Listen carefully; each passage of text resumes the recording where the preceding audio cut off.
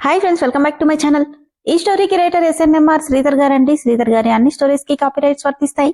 ఆయన పర్మిషన్ లేకుండా యూట్యూబ్ లోనే కాదు, మరే ఇతర సోషల్ మీడియా నెట్వర్క్ లో కూడా ఆయన స్టోరీస్ ని అప్లోడ్ చేయడానికి వీల్లేదు. దయచేసి అలా చేయకండి ఫ్రెండ్స్. అలా చేస్తే లీగల్ గా చాలా ప్రాబ్లమ్స్ ఫేస్ చేయాల్సి వస్తుంది. అలానే ఈ స్టోరీస్ చదువుతున్న వాళ్ళైనా వింటున్న వాళ్ళైనా మీరు మరే ఛానల్లోనైనా శ్రీధర్ గారి స్టోరీస్ ని చూసినట్లయితే వెంటనే నాకు కామెంట్ బాక్స్ లో మెసేజ్ చేయండి. ఇది పూర్తిగా రైటర్ శ్రీధర్ గారి ఛానల్ అండి. కేవలం ఆయన స్టోరీస్ మాత్రమే ఇందులో ఉంటాయి.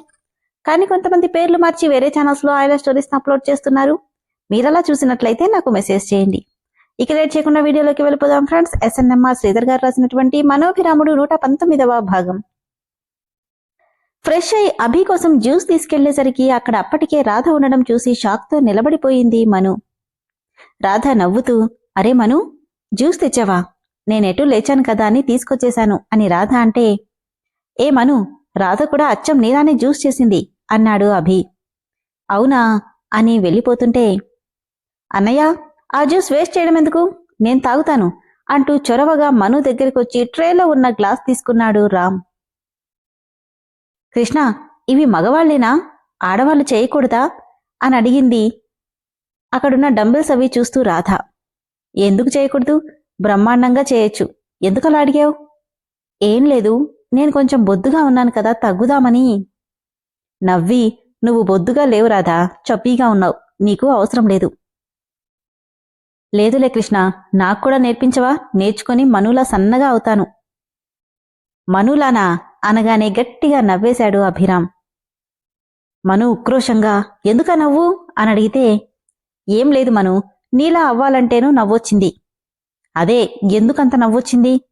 ఎందుకంటే నువ్వు పుల్లలా ఉన్నావు, ఉఫ్ అని ఊదితే ఎగిరిపోతావు, నీలా అవ్వడమేంటి అనగానే రాధ కూడా నవ్వింది. రాధ, నాకిలా సన్నగా ఉన్న వాళ్ళకంటే నీలాగా చబ్బీగా ఉన్న వాళ్ళంటేనే చాలా ఇష్టం. నిజంగానా కృష్ణ? అవును, బట్ నువ్వు అడిగావు కాబట్టి రేపటి నుండి ఎలా చేయాలో నేర్పిస్తాను అన్నాడు అభిరామ్. సరే కృష్ణ అంటూ ఏదో మాట్లాడుతుంటే రామ్ జ్యూస్ సిప్ చేస్తూ, జ్యూస్ చాలా బాగుంది మను అని తనకి మాత్రమే వినిపించేలాగా చెప్తే చిరాగ్గా చూసింది.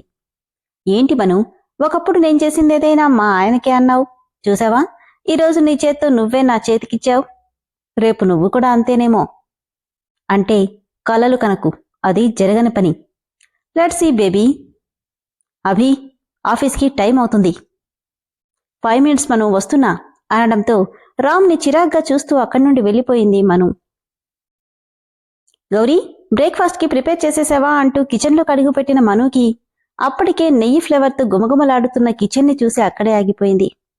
మేడం, ఈరోజు మీ డ్యూటీ రాధా మేడం తీసుకున్నారు, మీకంటే ఫాస్ట్గా కిచెన్లో కుక్ చేసేస్తున్నారు అంటే నవ్వుతూ, మీకెందుకండి శ్రమ, నేను చేసేదాన్నిగా. పర్వాలేదు మను, ఇవన్నీ నాకు అలవాటే, మా ఇంట్లో పొద్దున్నే ఈ పనులన్నీ నేనే చేసుకుంటాను, అందుకే అలవాటుగా చేసేస్తున్నా, నీకేం ఇబ్బంది లేదుగా. చచా, ఇబ్బందేం లేదు, కానీ నేనైతే ఆయనకి ఏమిష్టమో అదే ప్రిఫర్ చేస్తాను కదా. నవ్వి, కృష్ణకి కట్ట పొంగలంటే చాలా ఇష్టం, అందుకే చేశాను. అవునా, కానీ ఆయన పూరీ కుర్మా చాలా ఇష్టంగా తింటారే. లేదు మను, నీకు చేయడం రాక తినట్లేదేమో, కానీ కృష్ణకి చిన్నప్పటి నుండి మా అమ్మ చేసే కట్ట పొంగలంటే చాలా ఇష్టం.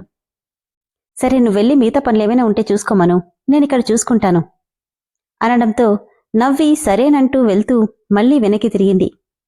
ఎందుకో తన పని రాధ చేయడం నచ్చట్లేదు. పైగా తనేం చేసినా అభిని దృష్టిలో పెట్టుకొని చేస్తుంది. కానీ రాధ మాత్రం అభి గురించి తనకన్నీ తెలిసినట్టుగా బిహేవ్ చేస్తుంటే ఆడవాళ్లలో సహజంగా ఉండే అసూయ స్పష్టంగా కనిపిస్తుంది మనులో. చిచి, నేనేంటి ఇలా ఆలోచిస్తున్నాను? పాపం రాధ పల్లెటూరులో పుట్టి పెరిగిన అమ్మాయి, ఈ పనులన్నీ తనకు అలవాటుండుంటాయి, ఈ మాత్రానికి ఇలా ఆలోచిస్తున్నానేంటి అని తనని తనే తిట్టుకుని వెళ్ళిపోయింది. తనటు వెళ్ళగానే తన వైపు చూస్తున్న రాధ నవ్వుతూ, వెళ్ళు మను, ఇక్కడే కాదు, నువ్వెళ్లే ప్రతి చోట నేనుంటాను అనుకుంటూ నవ్వుకుంటుంటే బయటకొచ్చిన మను ఆ ఆలోచనలు అక్కడే వదిలేసి పూలు కోయడానికి గార్డెన్లోకి వెళ్ళిపోయింది.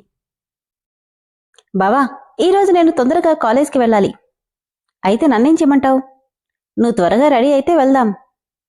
అంత అర్జెంట్ అయితే క్యాబ్ బుక్ చేసుకుని వెళ్ళు. నేను క్యాబ్లో వెళ్ళను, అత్తయ్య నా సేఫ్టీ నీకు అప్పగించారు, మర్చిపోకు.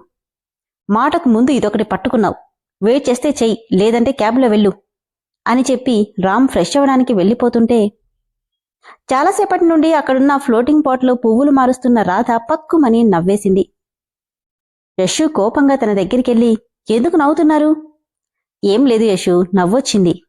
ఊరికే నవ్వెందుకొస్తుంది?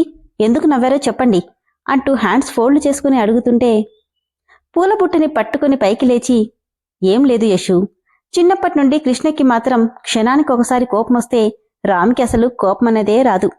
అలాంటివాడు నీ మీద కోప్పడుతుంటే నవ్వొచ్చింది. ఆయనకి చిన్నప్పుడు కోపం రాదేమో, ఇప్పుడు పిలిస్తే వచ్చేస్తుంది. అయినా మీరు చూసింది ఎప్పుడో చిన్నప్పటి మనస్తత్వాలు, ఎప్పుడూ ఒకేలా ఉండవు. అప్పుడు నచ్చింది ఇప్పుడు నచ్చకపోవచ్చు అని వెళ్ళిపోతూ మళ్లీ వెనక్కి తిరిగి, అవును, ఇవన్నీ మీరెందుకు చేస్తున్నారు? ఈ పనులన్నీ ఈ మహల్లో మా అక్క ఒక్కటే చేస్తుంది. ఇక నుండి ఆ ప్లేస్లోకి నేనొచ్చానులే, మీ అక్కని ఆ పనులన్నీ ముట్టుకొనివ్వను అంది రాధ. ఏంటి? అదే యశు, ఈ పనులన్నీ నాకలవాటే, అందుకే చేస్తున్నా. ఇంతకీ ఈ పాట్ డెకరేషన్ ఎలా ఉంది అని అడిగింది. బాగానే ఉంది, కానీ మా అక్క చేస్తే ఇంకా బాగుంటుంది. ఎందుకంటే తను మా అక్క. మీరెంత తన పనులన్నీ చేసినా రాధ మను కాలేదు కదా అని ఐ బ్లింక్ చేసి యశు నవ్వుతూ వెళ్ళిపోతుంటే రాధ కోపంగా, ఎంత పొగరు దీనికి, నేను నీ అక్కని కాకపోవచ్చు కాని ఆ స్థానం మాత్రం ఎప్పటికీ నాదే. కొద్ది రోజుల్లో అది నీకే తెలుస్తుందని విసవిస వెళ్ళిపోయింది రాధ. అసలే బావని ఈరోజు వదిలే ప్రసక్తే లేదు. అందరి ముందు నన్ను నానా మాటలంటున్నాడు. ఈరోజు తాడో పేడో తేల్చుకుంటాను అనుకుంటూ యశు రామ్ రూంలోకి వెళ్లగానే అప్పుడే స్నానం చేసి వాష్రూంలో నుండి తల విదిలించుకుంటూ వస్తున్న రామ్ని చూసి షాక్తో నిలబడిపోయింది. టవల్ మాత్రం నడుమికి చుట్టుకుని తెల్లటి మేని ఛాయతో ఉన్న రామ్ని చూసి గొంతు ఎండిపోతున్నట్టుగా అనిపిస్తుంటే నోట్లో మాట కూడా రావట్లేదు యశుకి. యశుని గమనించని రామ్ తన పని తను చేసుకుంటూ టవల్ రిమూవ్ చేయబోతుంటే గట్టిగా అరిచేసింది యశు. ఆ అరుపుకి ఉలిక్కిపడి యశుని చూసి ముందు షాక్ అయి ఎక్కడ అందరూ వస్తారోనని ఫాస్ట్గా వెళ్లి తన నోటి మీద చెయ్యేసి ఆపేశాడు. ఎందుకే అరుస్తున్నావు? తల కొట్టుకుని అరవనంటే చేయి తీస్తాను. సరే, నన్ను తలూపితే నెమ్మదిగా చేతిని తీసేసి, నువ్వు నా రూంలో ఏం చేస్తున్నావు అని కోపంగా అడిగాడు. కళ్ళు పెద్దవి చేసి, నీతో మాట్లాడతామనొచ్చాను బావా, అది అక్కడ కూడా మాట్లాడొచ్చు కదా. నువ్వు డోర్ వేసుకోకుండా స్నానం చేస్తావని నేనేమైనా కలగన్నానా? అబ్బా, బయటికి పో, నేను డ్రెస్ మార్చుకోవాలి. వెళ్ళను, నేను నీతో మాట్లాడాలి బావా. ఏం మాట్లాడాలి? రామ్ మెడ మీదున్న టవల్ పట్టుకుని దగ్గరికి లాక్కొని, అసలు నీ గురించి నువ్వేమనుకుంటున్నావు అని అడిగింది. దేని గురించి? అందరి ముందు నన్ను తిడుతున్నావు. తన చేతులు విదిల్చుకొట్టి, తిట్టే పనులు చేస్తే ఎవడైనా తిడతాడు, ఇక బయటికి పో అని చెప్పి వెనక్కి తిరగానే తన మెడ పట్టుకుని వెనక్కి లాక్కోవడంతో స్లిప్ అయి ఇద్దరూ బెడ్ మీద పడిపోయారు. అబ్బా అంటూ లేవబోతుంటే తన మీదకెక్కి, చెప్పు, ఇంకోసారి నన్ను తిడతావా అంటూ యశు కొట్టబోతుంటే, ఏయ్ ఆగు అంటూ చేతులు అడ్డు పెట్టుకున్నా తను వదలకపోవడంతో ఫోర్స్గా తనని పక్కకి తోసేసి తన చేతుల్ని బెడ్కి అదిమి పట్టుకున్నాడు రామ్. కోపంగా పళ్ళు బిగబట్టి, ఒకసారి చెప్తే అర్థం కాదా నీకు? పదే పదే నా జోలికొస్తున్నావు. నేను నువ్వనుకున్నంత మంచివాణ్ణి కాదు అంటుంటే రెప్ప కూడా కొట్టకుండా గుటకలు మింగుతూ తన వైపు చూస్తుంది యశు. ఏంటలా చూస్తున్నావు? నేను చెప్పింది అర్థమైందా అంటూ అప్పుడు తనని తను చూసుకున్నాడు. ఒక కాలు పూర్తిగా యశు మీద వేసి ఉండడంతో తన అణువణువు అనాచ్ఛాదితంగా ఉన్న శరీరానికి తగులుతుంటే యశుకి తనంత దగ్గరగా ఉన్నాడో అర్థమై ఛ అనుకుంటూ నెమ్మదిగా తన చేతులు వదిలేసి డ్రెస్ తీసుకుని తన వైపు కూడా చూడకుండా డ్రెస్సింగ్ రూమ్ వైపు వెళ్ళిపోయాడు. కరెంట్ షాక్ కొట్టిన కాకిలా బెడ్కి అతుక్కుపోయిన యశు పక్కకు జరిగి తమకంగా కళ్ళు మూసుకుంది. కాసేపటికి చెదిరిపోయిన డ్రెస్ సరిచేసుకుంటూ అక్కడి నుండి వెళ్ళిపోయింది.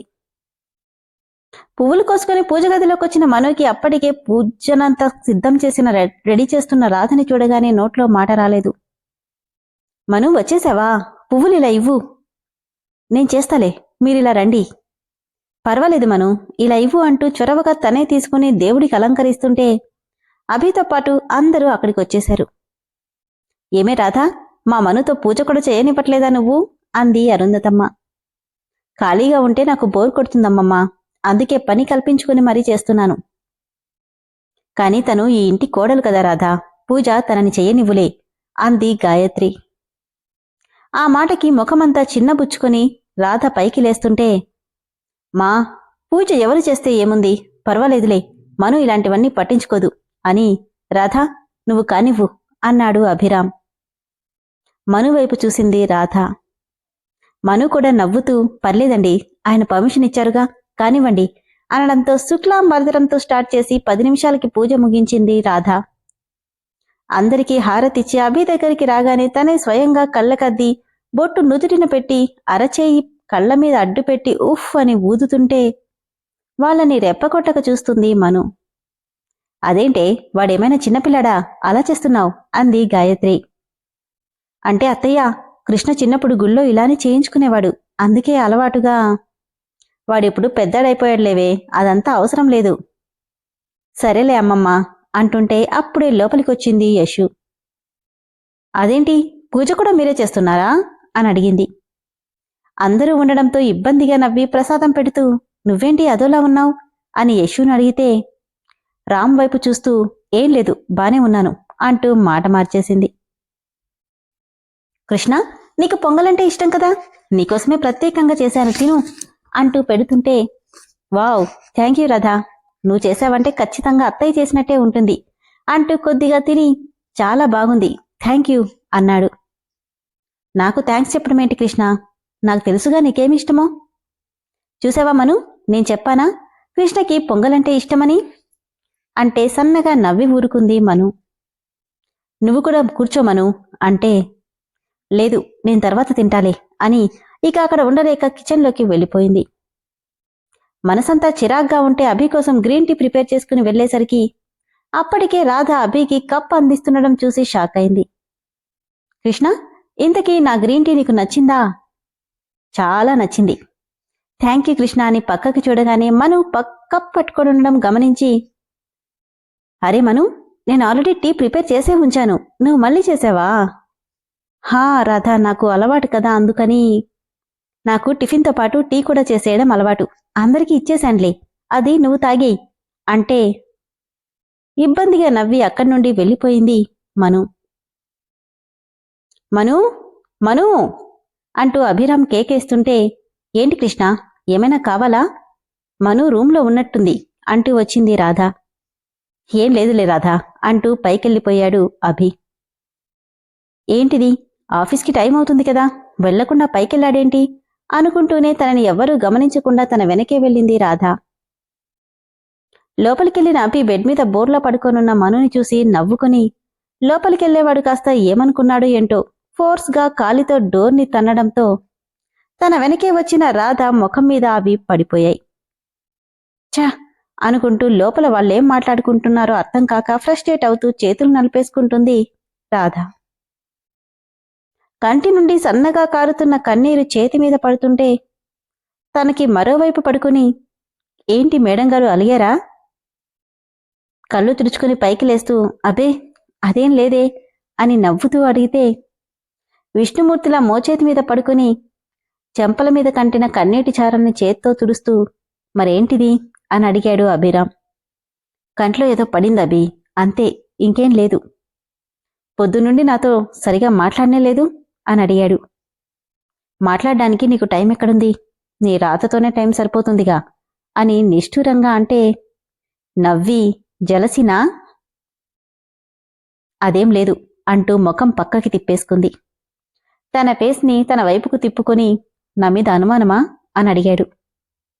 అతని నోటి మీద చెయ్యి అడ్డం పెట్టి చిచి అలాంటిదేం లేదబి, ఒకసారి అనుమానించి తప్పు చేశాను, ఇక నా ప్రాణం పోయినా ఆ తప్పు మళ్ళీ చెయ్యను. మరింకేంటి? ఏం లేదు, ప్రతిరోజు నేనేం చేసినా అందులో నిన్ను దృష్టిలో పెట్టుకొని చేస్తాను, కానీ ఈరోజు అంటూ వెక్కిళ్ళు పెడుతూనే అవన్నీ రాధ చేస్తుంటే నాకు నచ్చట్లేదు, పైగా నువ్వు కూడా అంటూ ఆగిపోయింది.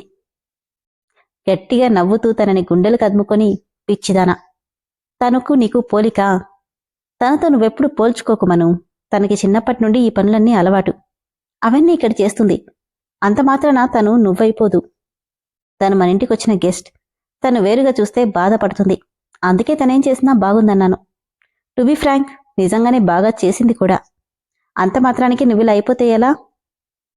అతని చుట్టూ చేతులు బిగిస్తూ ఏమో అంటే ఒక్కటి గుర్తుపెట్టుకోమను, నీ దగ్గర నేనెప్పుడూ ఓపెన్గానే ఉంటాను, అది మంచి అయినా చెడైనా. రాదంటే నాకు నిజంగానే ఇష్టం, బట్ అది ప్రేమ కంటే పవిత్రమైంది. నువ్వు నువ్వే, తను తనే. అర్థమైందా? నువ్వు ఈ ఇంటికి క్వీన్వి. వచ్చిన వాళ్ళు ఎవరో, ఎలాంటి వాళ్ళో, ఎవరిని ఎక్కడ ఎలా పెట్టాలో నువ్వే చూసుకోవాలి. At the same time Radha బాధపడితే నేను చూడలేను. అది ఎలా ఏంటి అనేది నీకే వదిలేస్తున్నా అంటే నవ్వుతూ తలూపింది. దట్స్ గుడ్ గర్ల్ అంటూ దూరం జరిగి, ఏది ఒక్కసారి నవ్వు. అభి మాటలకి చిన్నగా నవ్వొచ్చేసింది మనోకి.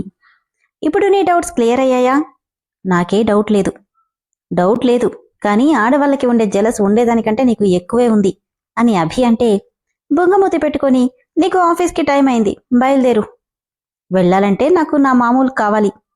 నవ్వి తన తలని కిందకి బెండ్ చేసి నుదుటి మీద పెదవులు ఆనించగానే, ఇదొకటేనా? ఇంకేం కావాలో? పెదవుల మీద చెయ్యి పెట్టి చూపించాడు అభిరామ్. అతన్ని తోసేసి వెళ్ళిపోతుంటే చెయ్యి పట్టి లాగడంతో అభి గుండెల మీద పడింది మను. నువ్వొద్దంటే వదిలేస్తానా?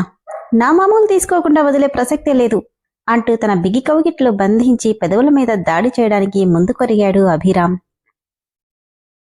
విన్నారు కదా ఫ్రెండ్స్, స్టోరీ అయితే చాలా చాలా బాగుంది కదా. ఇందులో రాధ విలన్ కాదండి, తను ఒక కీ రోల్ అన్నమాట. మను అభి కలవాలంటే ఒక కీ పాయింట్ అనేది ఏదో ఒకటి ఉండాలిగా, అదే రాధ. సో టెన్షన్ పడద్దు, ఖచ్చితంగా స్టోరీ మీకు చాలా బాగా నచ్చుతుంది. కాస్త వెయిట్ చేయండి, అసలు మూడులన్నీ ఒక్కొక్కటిగా విడిపోతాయి. అలానే ఫ్రెండ్స్, స్టోరీ అయితే చాలా ఇంట్రెస్టింగ్గా ఉంది కదా. స్టోరీ నచ్చిన వాళ్ళు దయచేసి మెంబర్షిప్లో జాయిన్ అవ్వండి. Thank you.